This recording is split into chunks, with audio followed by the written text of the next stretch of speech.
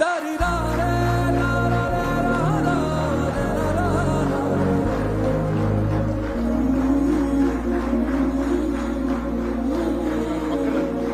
నేను ఆయన పక్కన పెట్టుకుని చెప్పాలి.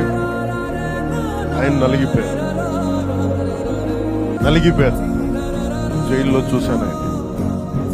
పాపం భువనేశ్వర్ గారి బాధను చూశాను. నేను అనుకున్నాను, అమ్మ మీరు కన్నీళ్ళు పెట్టుకోండి, మంచి రోజులు వస్తాయని చెప్పిన మంచి రోజులు వచ్చింది.